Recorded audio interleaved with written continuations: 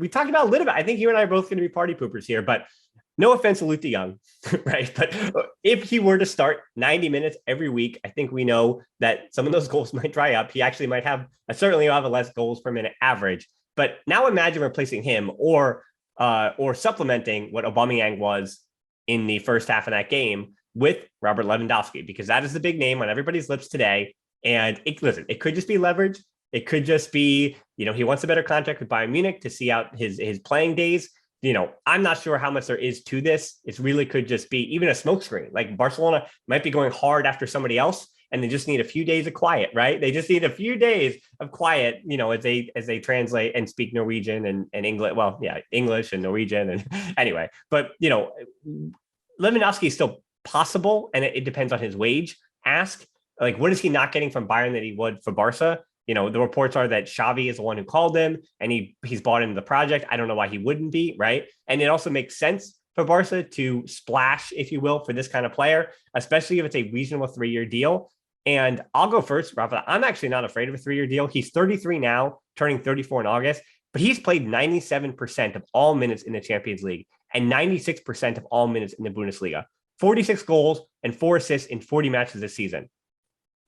Even if you give him $4 million, which would, I guess, go with the salary structure with Ansu Fati and Araujo and Pedri. So even if you have to go up to 5 to get him, or 5.5 to get him salary wise, I mean, if you can lower that in years 2 or 3, right, and have some kind of incentives in there as well, like if you win the Ballon d'Or in your second season, then here's an extra $5 million or whatever on top of that. If you can incentivize it with front end the incentivizing, then he's going to be. I mean, what you get from Lewandowski next year is exactly what Barcelona is going to need. He's just a goal scorer. He's so good still today. I'm not that worried when we look at Tom Brady and Ronaldo and even Messi to a point. Like these guys, like Lewandowski, that dude is just a different level. That's a different human being, and he is going to be just fine for the next 2 or 3 years. I am not concerned with his descent from greatness in a 3-year contract. Okay. I think I'll be kind of a party pooper because first, his transfer fee, he has 1 year left with Bayern. So if he does want to go, it's not going to be free. Apparently, according to Gerard Romero, Bayern won at least 60 for him. In my opinion, 60 is a lot, and we shouldn't pay 60. Agreed. If it's something to more like half of it, like 30, I think that would be a fair transfer fee.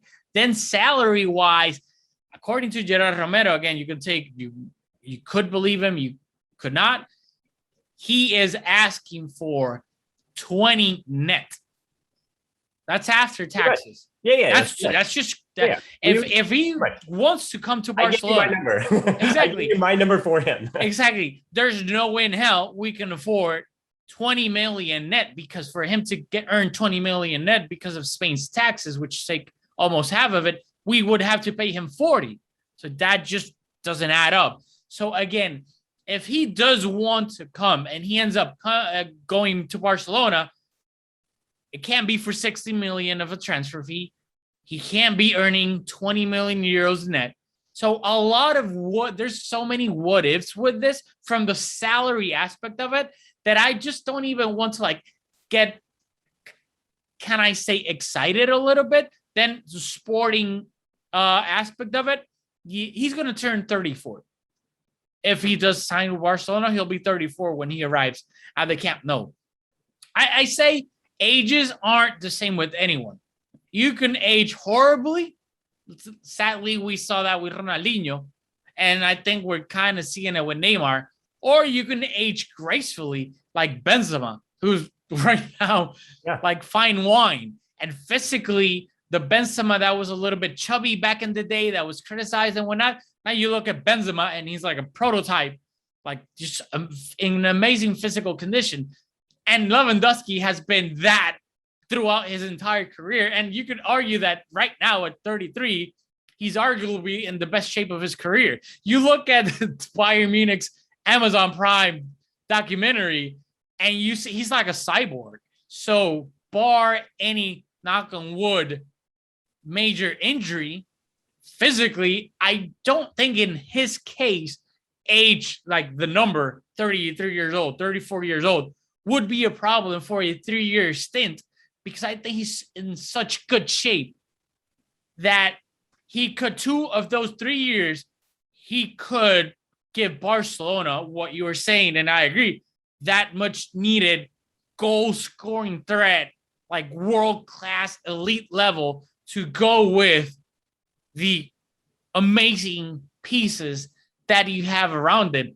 And if you're playing like fantasy football and whatnot, can you imagine a healthy Ansu Fati with a healthy Lewandowski and a healthy Pedri to go alongside all the pieces that we already have? Mm-hmm. To me, that's mouth-watering. Yeah.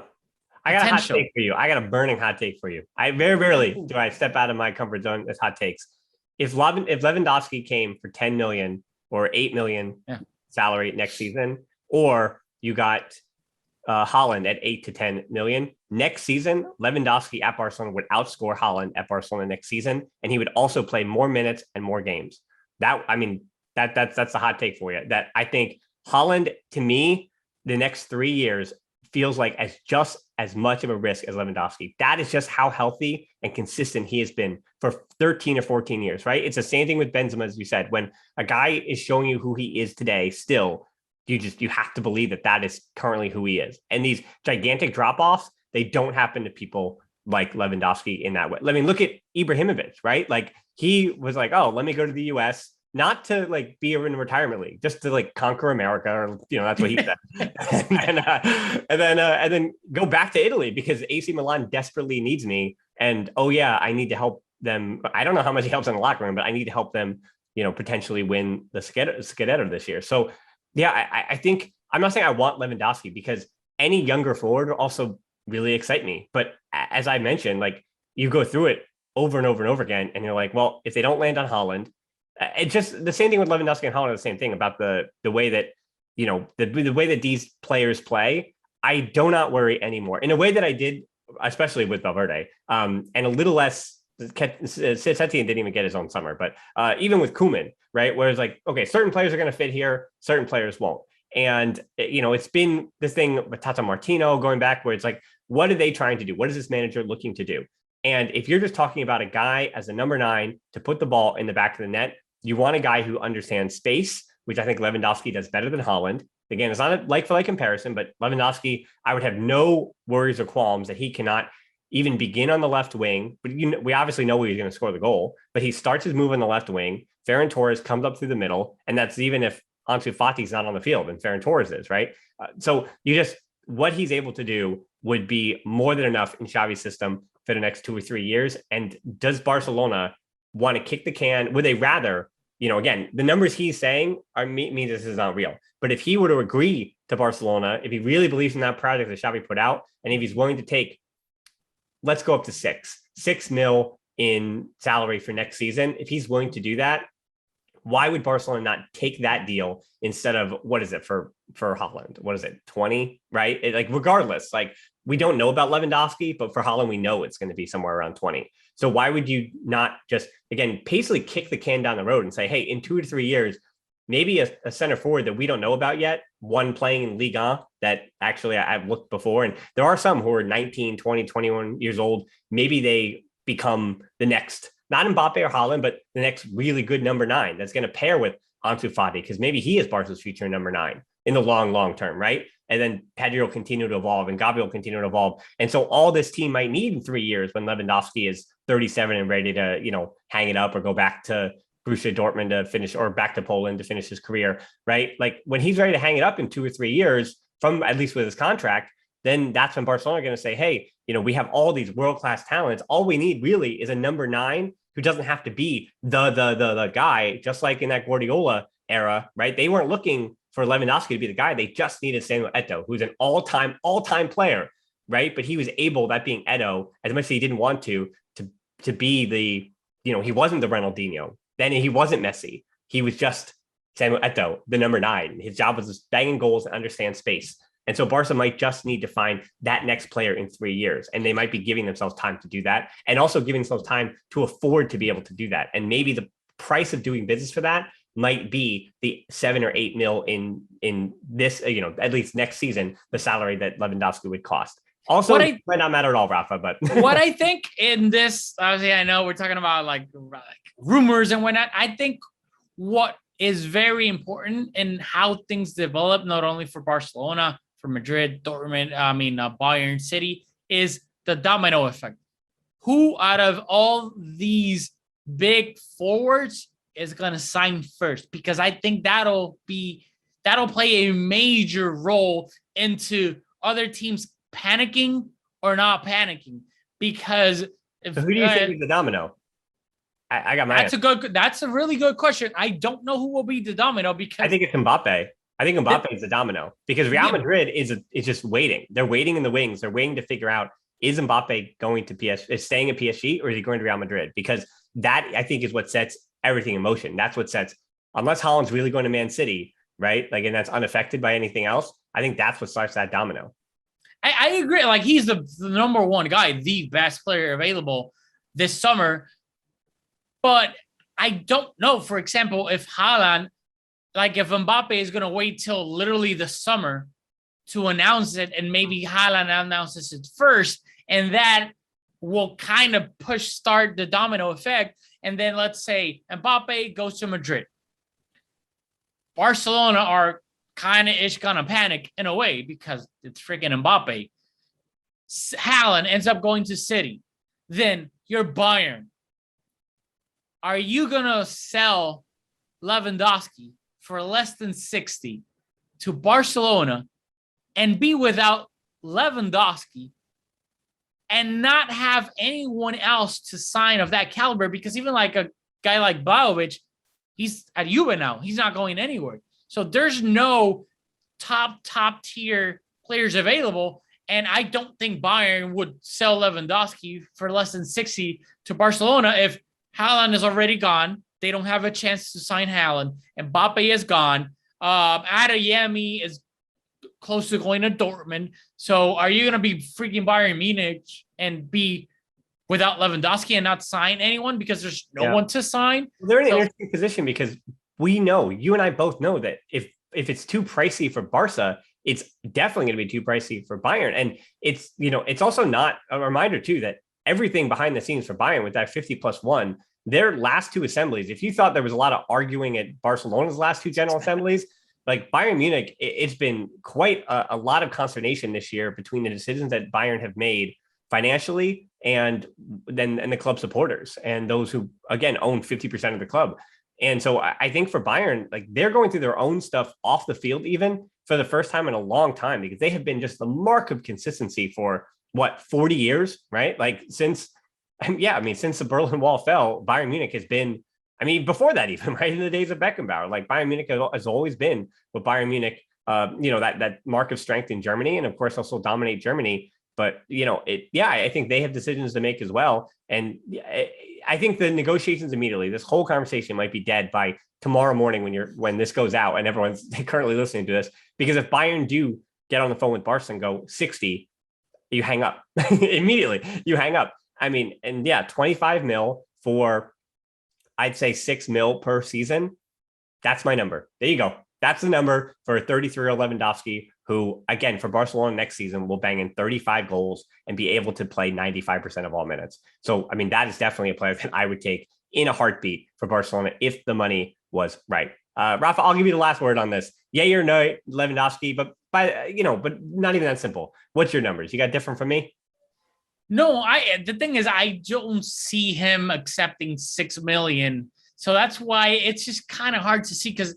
But then where's he going to go? If Bayern I guess he has a contract with Bayern for one more year. But then looking ahead to next season, right? If he doesn't take a reduced salary to Barcelona now, Bayern aren't going to renegotiate or renew that deal if that's the number he's asking for, right? Like unless he takes a hometown discount for Bayern Munich, right? And he takes less for Bayern than he would at Barca, why would he also not try to just force the way out? And would Bayern, be willing to do that? Right? Like, would you keep Robert Lewandowski, right? Like a guy who should have a Ballon d'Or, do you keep him captive for a whole season at the age of 34? That seems like. I think they would. Like, I think it's just 1 year. I don't think Bayern Munich are going to quote unquote undersell Lewandowski. So it's just with like obviously we're speaking about Bayern and Barcelona. I think there's no way we pay 60 for him and then pay him 20 net a year. So like I said at the beginning, there's just a few what ifs, and those few what ifs are big what ifs. So I would say, I think a stretch would be 10. I think 10 would be the number or close to it, whether you want to go over, under 9, 11. But I think 10 salary wise net is, I think, the farthest Barcelona could go. And transfer fee wise, I think there's no way in hell we pay 60 for him. I say we pay 30, and that's the only way it would get done. Though if we would pay 60 or 70, it would be for like a Haaland, not a 34-year-old Lewandowski, which is still great and whatnot. And at those numbers too, you better have renewed Dembele. Like, there's no reason not to have renewed Dembele if those are the numbers you're starting to talk about. Exactly. For sure. So, it's how Dembele and his party and his group got leverage again. Once all the numbers about what they were potentially offering Haaland, once that stuff came out, then Dembele's camp was able to say, "Hey, you do have money, liars," So we do, but I think before I know, I don't want to stretch it before we go, but I think everybody knew Barcelona had money. It's just that they still have money because of Spotify. Exactly, they will have money, but they didn't want to spend that future money on Dembele because they just don't think he's worth it, because of all the baggage that we've talked about for 100 episodes. It's just that, like, we will have money, but we're just not willing to give you 20 plus a signing fee and this and that. Yeah, for Haaland, yes. For you, not so much. Yeah, I mean, I'll give you like 310 episodes, actually, legitimately 310 episodes of the 344 of this show, because remember, Dembele signed, what was it? He signed in 2017. Right. So he signed 5 weeks after Francesca and I came out with episode number 1. So 5 weeks later, Dembele signed. And then our first Dembele show was like show 8, right? Like the first time he went down, and it took till show 310 until we're like, hey, Xavi's really figuring this thing out with this guy.